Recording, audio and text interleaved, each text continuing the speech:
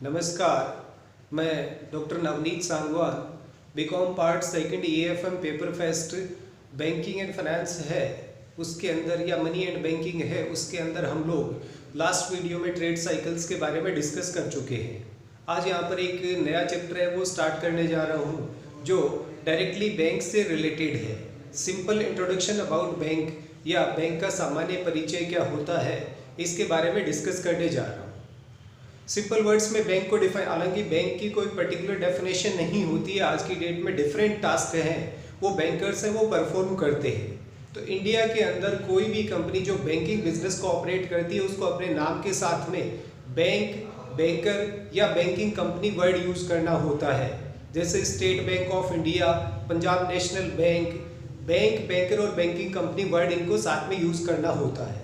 Bank word आया कहाँ से उसके बारे में भी अलग अलग आपके पास में विचारधाराएं मिल जाएंगी। कुछ कहते हैं ये बैंक्यू वर्ड से बना है, कुछ कहते हैं ये बैंको वर्ड से बना है।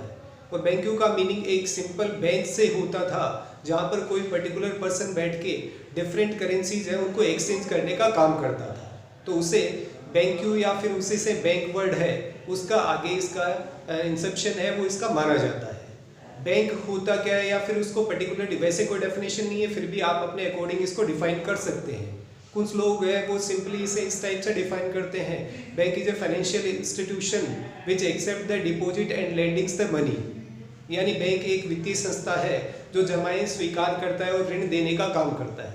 बट इससे फर्दर आप और भी डिफाइन कर सकते हैं, bank is a financial institution which trade only in money accept the deposit for the purpose of safe custody, lending and also perform other functions like transmission of money from one place to another place and issuance of check and clearance of check। हालांकि आप जितना इसके depth में जाएंगे इनके task हैं वो different होते जाते हैं। तो ये जो डेफिनेशन जो लास्ट मैंने बताई है उसके अकॉर्डिंग बैंक एक वित्तीय संस्था होता है जो केवल मुद्रा में व्यवसाय करता है। जमाएं इस उद्देश्य से स्वीकार करी जाती है कि मांगने पर उनको लौटाया जाएगा या फिर उनकी सुरक्षा की जाएगी। साथ में दूसरे कार्य जैसे कि धन का हस्तांतरण एक स्थान से दूसरे स्थान पर करना, चेक जारी करना और जो चेक आते हैं उनको क्लियर करने का काम करा जाता है। हालांकि इसे एक एप्रोप्रिएट डेफिनेशन मान लिया जाता है, बाकी अलग अलग इकोनॉमिस्ट हैं और अलग अलग आपके बैंकिंग रेगुलेशन एक्ट हो या RBI उनको इसमें अलग टाइप से डिफाइन करा जाता है।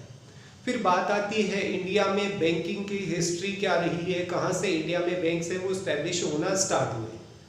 जितनी इंफॉर्मेशन अवेलेबल है उनके अकॉर्डिंग 1770 में द बैंक ऑफ हिंदुस्तान है वो सबसे पहला इंडिया में बैंक इस्टेब्लिश हुआ था। इंडियन कैपिटल से इस्टेब्लिश होने वाला बैंक जो पूर्ण रूप से भारतीय बैंक जिसे बोला जा सकता है वो 1894 में पंजाब नेशनल बैंक इस्टेब्लिश हुआ था। लाहौर में इसका हेडक्वार्टर उस टाइम पर होता था। हालांकि इंडिया पाकिस्तान के सेपरेशन के बाद में PNB है वो इंडियन बैंक रह गया है। ऐसे ही फिर उसके बाद में 3 प्रेसिडेंसी बैंक्स हैं उनका एस्टेब्लिशमेंट इंडिया में करा गया था, जिसमें आपका 1806 में प्रेसिडेंसी बैंक ऑफ बंगाल, फिर 1840 में presidency bank of Bombay and presidency bank of Madras है उसकी एस्टेब्लिशमेंट करेगी। फिर फर्दर इन्हीं प्रेसिडेंसी बैंक्स को मर्ज कर 1921 में इंपीरियल बैंक ऑफ इंडिया बना दिया गया और फाइनली उसी इंपीरियल बैंक ऑफ इंडिया का नेशनलाइजेशन करके SBI यानी स्टेट बैंक ऑफ इंडिया उसका एस्टेब्लिशमेंट करा गया था। ये इंडिया में कुछ बैंकिंग की हिस्ट्री रही है। आज की डेट में इंडिया में टोटल 12 पब्लिक सेक्टर बैंक्स हैं वो परफॉर्म कर रहे हैं। काफ़ी बैंक्स हैं वो एक दूसरे में मर्ज करने के बाद में अभी प्रेजेंटली इनकी संख्या है वो 12 रह गई है। फिर बात आती है बैंक्स हैं वो कितने टाइप के टास्क या फंक्शंस हैं जिनको परफॉर्म करने का काम करते हैं। हालांकि इनको मेनली 5 कैटेगरी में डिवाइड करा जाता है, जिसमें एक तो इनके ट्रेडिशनल या बेसिक फंक्शंस हो गए जिन्हें परंपरागत या आधारभूत कार्य बोला जाता है। फिर एक इनके रूटीन फंक्शन हो गए जो जनरल यूटिलिटी फंक्शन में आते हैं। एक इनके एजेंसी या रिप्रेजेंटेटिव फंक्शन होते हैं जहां पर बैंक अपने कस्टमर का एजेंट बनकर के काम करता है। एक क्रेडिट क्रिएशन का काम है वो भी बैंक्स करते हैं और एक जो फॉरेन बिजनेस होता है उसके लिए करेंसी वगैरह अवेलेबल करवाने का काम है वो भी बैंक करते हैं। आज इस वीडियो में बैंक्स के सिर्फ ट्रेडिशनल फंक्शंस हैं उनके बारे में डिस्कस करना चाहता हूँ। उसके साथ ही एक इन्फॉर्मेशन है वो आप लोगों से और शेयर करनी है। जो मदर ऑफ मॉडर्न बैंक्स है वो 1694 में the bank of England establish हुआ था, उसको माना जाता है। यानी जो आधुनिक बैंक है उनकी माता है वो 1694 में establish the bank of England को माना जाता है। फिर इसके फंक्शंस की बात करें, ट्रेडिशनल फंक्शंस है उनको 2 पार्ट्स में डिवाइड करा गया है। एक तो एक्सेप्टिंग द डिपॉजिट, जमाएं स्वीकार करना या निक्षेप है उनको स्वीकार करना, और दूसरा लेंडिंग, उधार देने का काम आता है। तो उसमें सबसे पहले एक्सेप्टिंग डिपॉजिट आता है। उसके जो डिफरेंट मोड्स हैं वो कौन कौन से हैं, जिसमें मोस्ट कॉमन जो अकाउंट होता है वो सेविंग अकाउंट होता है, बचत खाता जिसे बोला जाता है। इंडिया के अंदर कोई भी पर्सन इस अकाउंट को ओपन करवा सकता है। डिफरेंट बैंक्स के लिमिट है वो डिफरेंट्स आपको देखने को मिलती है। जनरली पब्लिक सेक्टर बैंक्स में आप 500 रुपीज पे करके अकाउंट को ओपन करवा सकते हैं, और आपको चेक बुक इशू करवानी है तो 1000 रुपीज आपको इसमें डिपॉजिट रखने पड़ते हैं। फिर इसमें आप जब चाहें विड्रॉ कर सकते हैं। विड्रॉ करने के आपके कई ऑप्शन आपके पास में होते हैं। एक तो एटीएम के थ्रू आप विड्रॉ कर सकते हैं, दूसरा विड्रॉल स्लिप है उसके थ्रू आप विड्रॉ कर सकते हैं। कुछ प्राइवेट सेक्टर बैंक्स हैं उसमें मिनिमम अकाउंट ओपन करने के लिए 5000 या 10,000 की लिमिट है वो होती है। जो बात करी जाए इसमें रेट ऑफ इंटरेस्ट की, वो एक करंट अकाउंट में 0 रेट ऑफ इंटरेस्ट होती है, उसको छोड़ के मिनिमम इंटरेस्ट रेट है वो सेविंग अकाउंट पर प्रोवाइड कराई जाती है। और इंडिया का जो largest public sector bank SBI है उसकी प्रेजेंटली इस पर 2.7% रेट ऑफ इंटरेस्ट है वो ऑफर करता है। हालांकि कुछ प्राइवेट बैंक्स हैं वो 6% रेट ऑफ इंटरेस्ट भी ऑफर करते हैं, but different terms and conditions के साथ में। फिर सेकंड अकाउंट आता है करंट अकाउंट, चालू खाता। ये जनरली बिजनेस पर्पज से ऑफर करते हैं बैंक। इस अकाउंट की सबसे बड़ी खासियत ये होती है कि इसमें बैंक किसी भी टाइप का इंटरेस्ट है वो कस्टमर्स को प्रोवाइड नहीं कराता है। कई बार एक्सेसिव विड्रॉल की वजह से उल्टा चार्ज है वो भी लगा दिए जाते हैं। और इंडिया में एकमात्र ये अकाउंट है जिस पर ओवरड्राफ्ट यानी अधिविकर्ष की सुविधा उपलब्ध कराई जाती है। बट प्रधानमंत्री जन धन योजना अकाउंट आने के बाद में उसमें भी ओवरड्राफ्ट की फैसिलिटी प्रोवाइड होने लग गई है। बट बिजनेस पर्पज से जो अकाउंट चल रहे हैं, ऑपरेट हो रहे हैं, उसमें एकमात्र करंट अकाउंट होता है जिसमें कोई भी इंटरेस्ट प्रोवाइड नहीं कराया जाता और ओवरड्राफ्ट की फैसिलिटी साथ में दी जाती है। सामान्यतः बैंक 10,000 रुपीज से इस अकाउंट को ओपन करते हैं। बाकी जो डिफरेंट बैंक्स हैं उनकी अपनी जो पर्सनल लिमिट्स है उसके बिहाफ पर ये अकाउंट ओपन होता है।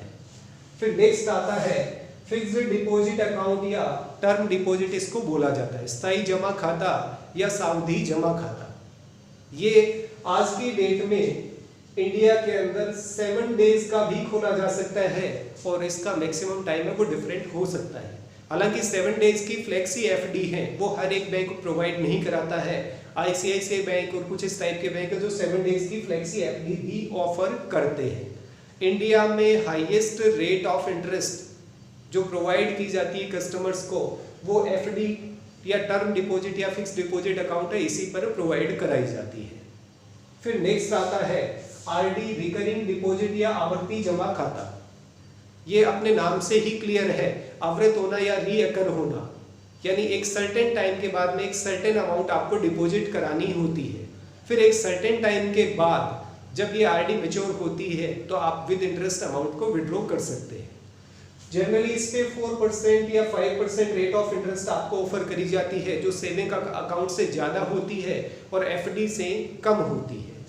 फिर नेक्स्ट है इसमें अनसर्टेन पीरियड डिपॉजिट अकाउंट या इसे इनडेफिनेट पीरियड डिपॉजिट अकाउंट भी बोलते हैं। अनिश्चितकालीन जमा खाता, ये दुनिया में वो अकाउंट होता है जिसपे highest rate of interest offer करी जाती है।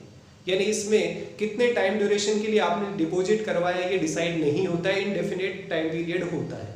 बट विड्रॉल के लिए सर्टेन लिमिट्स होती हैं कि जैसे आप आफ्टर 2 इयर्स 10% अमाउंट विड्रॉ करा सकते हैं, आफ्टर 5 इयर्स 50% अमाउंट है वो विड्रॉ कराई जा सकती है। हालांकि इंडिया में कोई भी बैंक इस टाइप का कोई भी अकाउंट आज की डेट में किसी कस्टमर को ऑफर नहीं करता है। इसके अलावा भी कुछ अकाउंट और होते हैं, जैसे पेंशन अकाउंट हो गया, फिर एक माइनर सेविंग स्कीम्स हो गई, होम सेफ डिपॉजिट अकाउंट हो गया जो मैंने यहाँ पर भी लिखा है, यानी गृह बचत खाता। हालांकि इस टाइप के अकाउंट हैं वो भी आजकल मिनिमम देखने को मिलते हैं।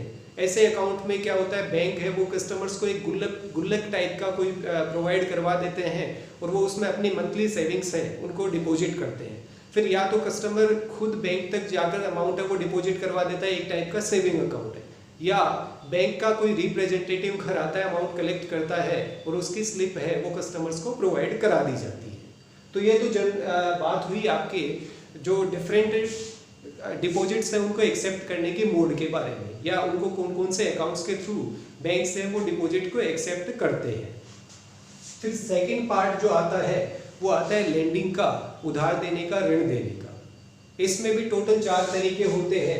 सबसे पहला आता है कैश क्रेडिट, नकद साख। इसमें कोई भी कस्टमर है वो अपनी एक टाइप से वर्किंग कैपिटल या कोई एसेट रख करके एक लिमिट है वो ले सकता है। वो जो कैश लिमिट प्रोवाइड कराई जाती है उस लिमिट तक कस्टमर अपने अकाउंट से अमाउंट विड्रॉ कर सकता है। अब इसमें एक कंफ्यूजन आता है कि रेट ऑफ इंटरेस्ट जो अप्लाई होगी वो आपकी सीसी यानी कैश क्रेडिट लिमिट पर होगी या एक्चुअल विड्रॉ अमाउंट पर होगी। आरबीआई डायरेक्शन के अकॉर्डिंग ये चीज़ कंप्लीटली बैंक के डिस्क्रिप्शन पे होती है, बैंक पर निर्भर करती है कि बैंक चाहे तो पूरी लिमिट पे इंटरेस्ट चार्ज कर सकता है और बैंक चाहे तो एक्चुअल विड्रॉ अमाउंट पर इंटरेस्ट चार्ज कर सकता है। हालांकि इंडियन बैंक्स है वो जनरली एक्चुअल विड्रॉल अमाउंट होती है उसी पर रेट ऑफ इंटरेस्ट है वो अप्लाई करते हैं। फिर सेकंड आता है इसमें ओवरड्राफ्ट, अधिविकर्ष। हालांकि मैंने पहले भी बताया था यहाँ पर आप लोगों को कि ये फैसिलिटी है वो करंट अकाउंट पर होती है। हालांकि प्रधानमंत्री जनधन योजना एक इसका एक्सेप्शन में होता है जिसमें 5000 रुपीज़ आप विड्रॉ करा सकते हैं, वो भी आप अकाउंट को रेगुलरली ऑपरेट करते होते हैं with terms and condition. But overdraft facility है वो करंट अकाउंट पर अवेलेबल होती है। कोई भी कंज्यूमर है उसकी क्रेडिट वर्दीनेस के बिहाफ पर बैंक है वो कंज्यूमर या कस्टमर को ये फैसिलिटी प्रोवाइड कराता है। यानी आपके अकाउंट में जितनी अमाउंट डिपॉजिट है उससे ज़्यादा अगर आप विड्रॉ करा पाते हैं तो वो आपके लिए ओवरड्राफ्ट हो जाता है। एक बैंक लोन देने का काम करते हैं डायरेक्ट लोन्स के लिए, प्रत्यक्ष ऋण। ये कई प्रकार के हो सकते हैं, हाउसिंग लोन हो सकता है, एजुकेशन लोन हो सकता है, वो सारे लोन्स हैं वो डायरेक्ट लोन्स में इंक्लूड करे जाते हैं और बैंक इनके पीछे कोई ना कोई गारंटी है वो जरूर लेता है किसी भी कस्टमर से। और लास्ट आता है इसमें डिस्काउंटिंग ऑफ बिल्स, बिलों की कटौती।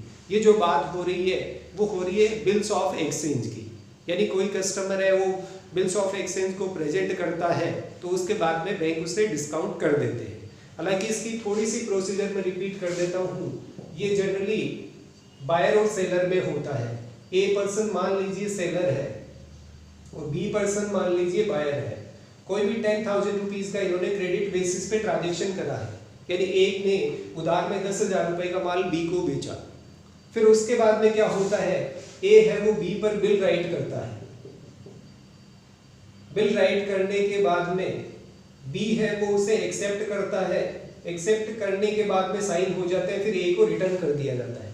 फिर ए इसे बैंक में, मान लीजिए एसबीआई बैंक है, उसमें इनकैशमेंट के पर्पज से सबमिट कराता है, डिपॉजिट करता है। बैंक है वो अपनी एक सर्टेन डिस्काउंटिंग रेट, मान लीजिए यहाँ पर 5% है तो 500 रुपीज है वो तो अपने पास में रख लेगा, रिमेनिंग 9,500 रुपीज है वो कस्टमर ए को सेलर ए को दे दिए जाते हैं।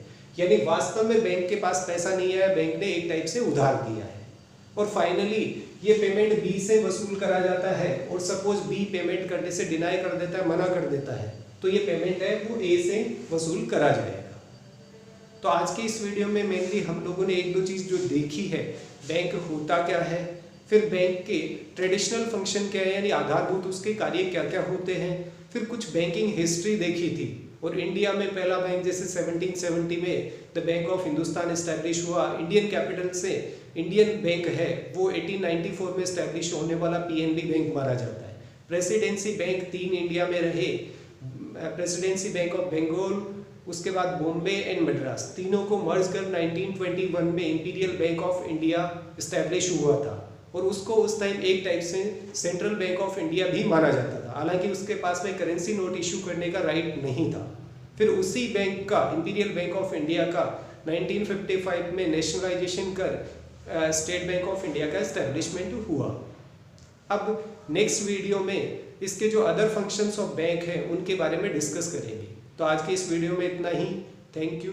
जय हिंद, जय भारत।